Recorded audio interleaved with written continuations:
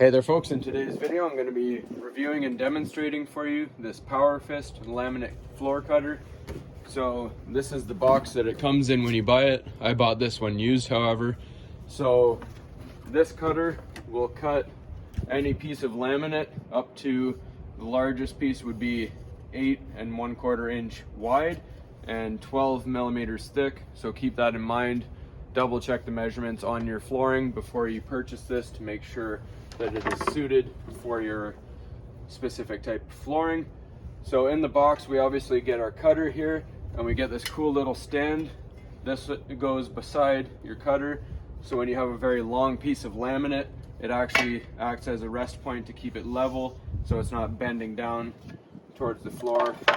So when you want to use it, all you have to do is on the right hand side there's this little twist piece. You're gonna loosen that, and that releases this little lock. And you want to make sure you tighten it back so it doesn't swing in the way. If you forget to do that, it's going to swing back down and get in your way. So we just tighten that back up. Now you open it all the way until it goes no more. Set your little guard. I don't have to because it's short, I'm just showing you how it goes. And there's a little lip on here. I like to put the groove here facing towards the blade. I find it just fits a little nicer. And then on this lip, you just push it up against. That gives you a nice flat edge. That'll give you a perfect 90-degree cut. And then watch your fingers when you're doing this. And it will take a bit of force, but you just cut down like that. And as you can see, it has a fairly nice clean cut.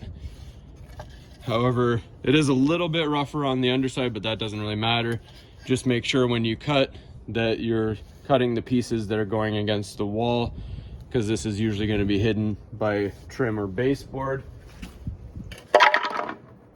And then it just has this little piece of scrap that you just have to sweep up. And then this is actually not even a sharp blade. If you run your hand on it, you can see it's actually a dull blade. It just uses pressure. So I'll show you once more.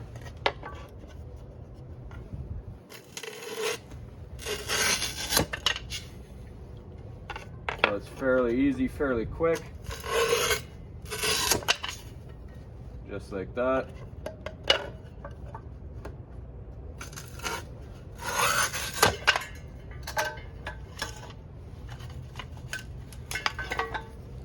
And the great thing about this is you can actually do your renovations any time of the day because it makes virtually no sound at all. Obviously it makes a little bit of sound, but you don't have to worry about waking up the neighbors. Say if you want to do renovations at 3 in the morning, you're not using a power saw, and you don't have to actually even wear any safety equipment because there's no flying debris. Wind, it's a little bit of a gusty day today. So that's all there is to that one. I'm going to put a link in the description for this. I give this one a thumbs up. It's a really good piece to have.